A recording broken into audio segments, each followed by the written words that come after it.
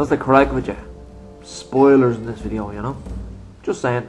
Good morning, or afternoon, or evening, whenever you're watching this. Thank you very much for joining us again for another episode of Mattie and Liamo, the award-winning show. IFTAs, BAFTAs, AFTAs, I'm not even sure that's a real thing. But anyway, we're going to review Thor 2, The Dark World, Marvel's latest movie in their series of phases. So, here we go. Yeah, we don't get that whole phases thing. Rob tried to explain it to me once, and some of it went in, but some of it just went over my head. They call it phases. It's basically just a series of we'll say the Avengers is like, imagine like a wrestling or a festival card. Yeah. A festival lineup. Like the main event is the Avengers.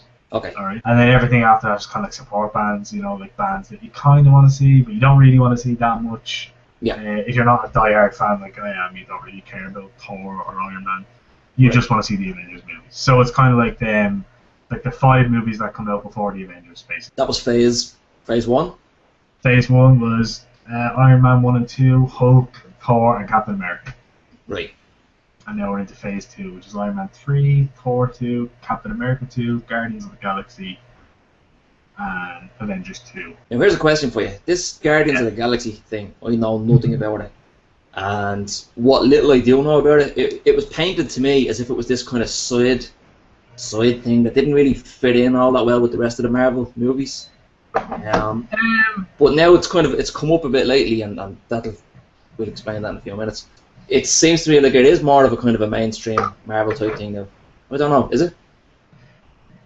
It wouldn't be the most well known of comic books. I haven't read a lot of them. I've read a couple of like storyline arcs that are. I mean, the best thing about the whole comic is probably the talking raccoon and the tree that just says Groot. Also being played by Vin Diesel, so you know the type of acting range you need for that. Yes.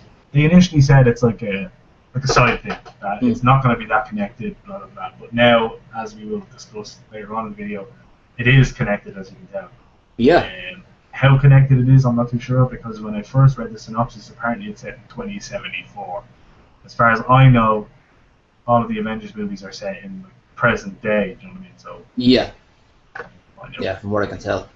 The only thing I could think, we might as well get it out. You know, if you haven't seen Thor 2 yet and you're gonna see it, then stop watching this video now, because we're gonna be talking about stuff that came up in it. Yes, we will. And one of the things that came up was this stinger after the credits, or was it during the credits? It was during the credits, that one. Yeah, it was in the middle. Which I thought was strange. I would have swapped them around. I would have put that one at the very end of the credits for the die-hard fans who want to see every little bit, and I would have kept the one at the very end, which is just basically Natalie Portman and Chris Hemsworth getting it on. I would have put that in the middle of the credits for the less die-hard fans. But yeah, this whole scene with the collector, is that what it's called? Yes, that's the collector. I'm thinking, especially what you were saying about it being set in, I don't know, 2070 something. Yeah, something like that. Yeah. I'm thinking that this stinger that they put in is purely to get the mainstream Marvel movie fans to get interested in this kind of less mainstream storyline that they might not be familiar with. I.e. me. You would obviously be somewhat familiar with it, but I'm totally unfamiliar with it. And I think as well it's tying it in, but I don't think it's ever going to have any effect on the current phase of Marvel movies.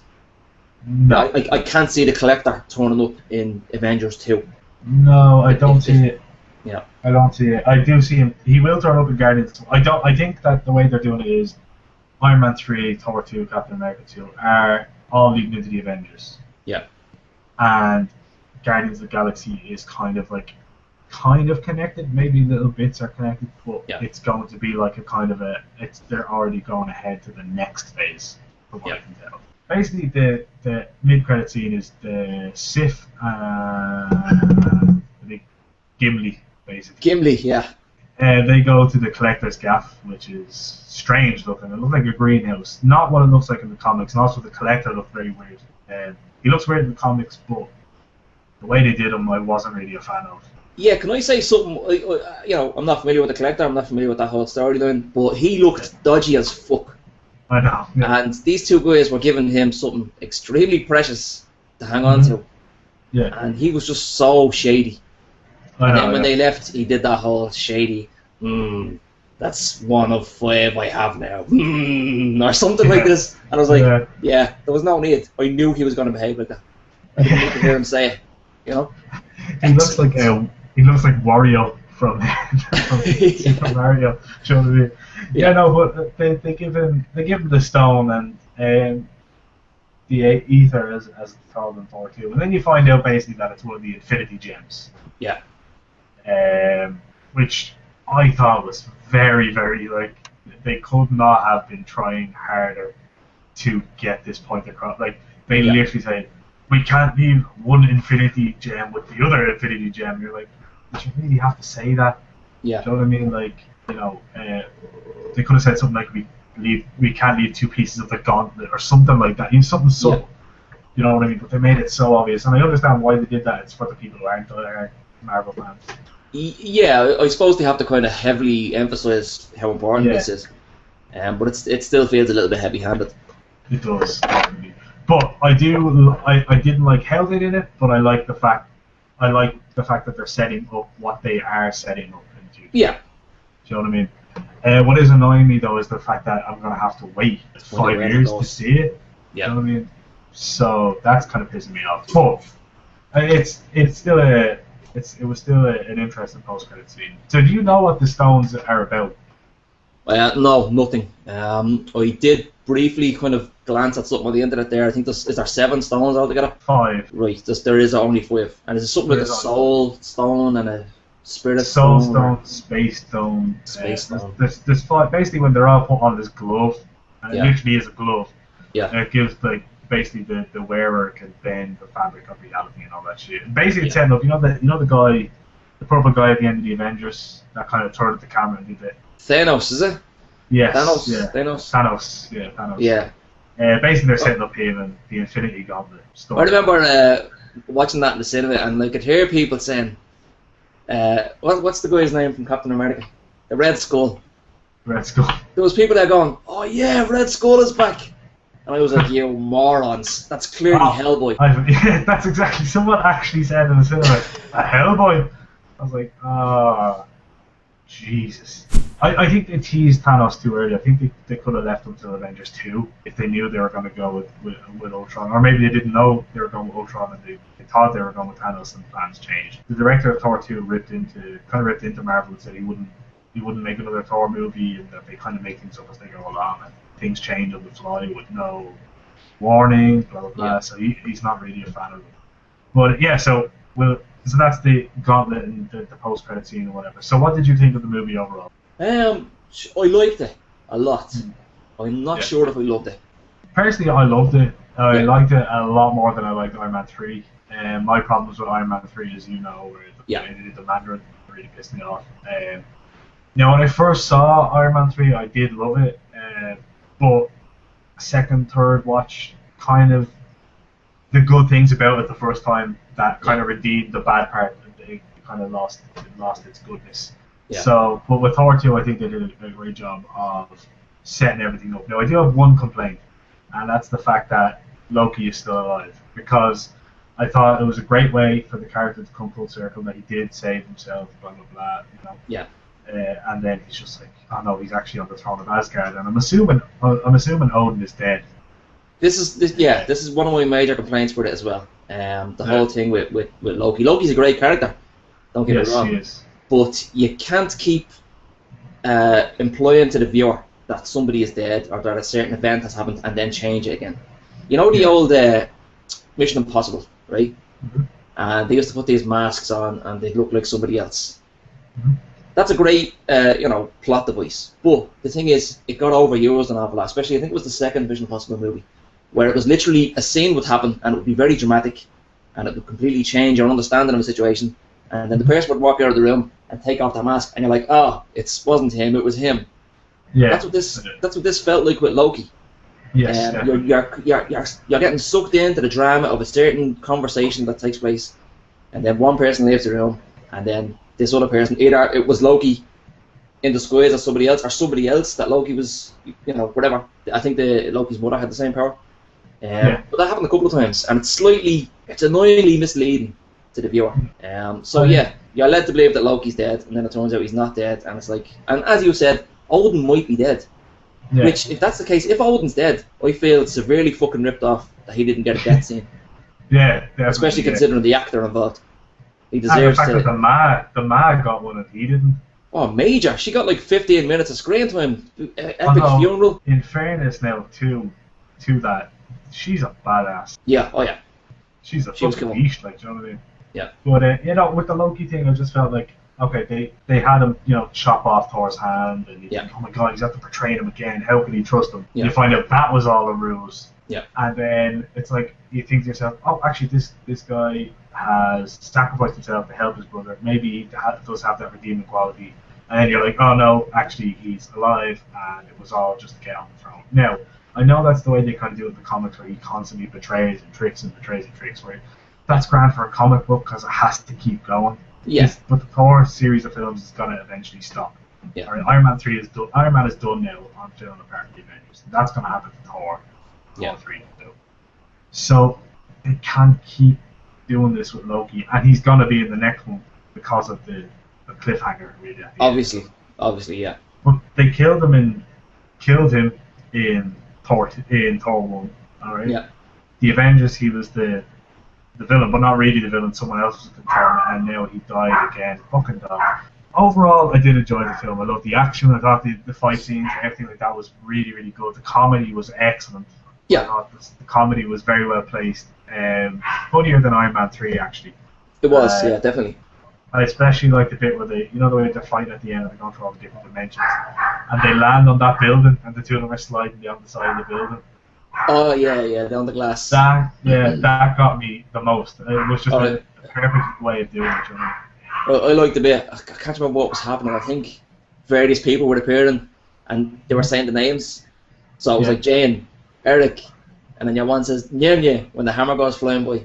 Yeah, that was good. Yeah. Also, the scene where Thor has to get on the train, which I love the fact that the main reason the world ended was bad public transport. Essentially, yeah, the train took so long to get there that the world nearly ended. So another thing I didn't like about the film was I can't think of the actor. Skarsgård, Eric Selvig. What's his first name? Stellan Skarsgård. Skarsgård. I'm not going to say it again. I'm just going to say Eric. He was kind of like a comic relief type thing in this film. Yes. In most of his scenes, there was very little serious scenes involving him, and I didn't like that. The reason the first time you see him is when he's running around naked at Stonehenge, and the reason that's funny is because the viewer is already aware of his character, and that he's a very straight character. Very, there's no funny business with this guy, and that's why it's funny. The same with the first Thor movie. Any of his scenes where there was actually a bit of humour, the reason it was funny is because he's a serious character. It's not because he's a clown. Clowns aren't funny falling over. Dignified people falling over. That's hilarious. Yeah. But not somebody who's already a clown. So they just set him up as a clown throughout the entire film, and that didn't work for me. Yeah. That was like, oh, we found something that works. Let's keep doing that. But that's not how comedy works. You have to have a few scenes where he's delivering straight monologue, very dramatic, and then he says something funny, or something funny happens to him. Especially considering what happened to him the last time we saw him. Like, he was being controlled by a god. Yeah. And like, now he's just cracking. I know he's not cracking jokes.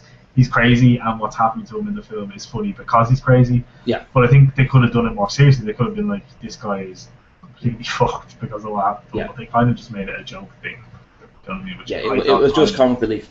But like, still, I did really enjoy it.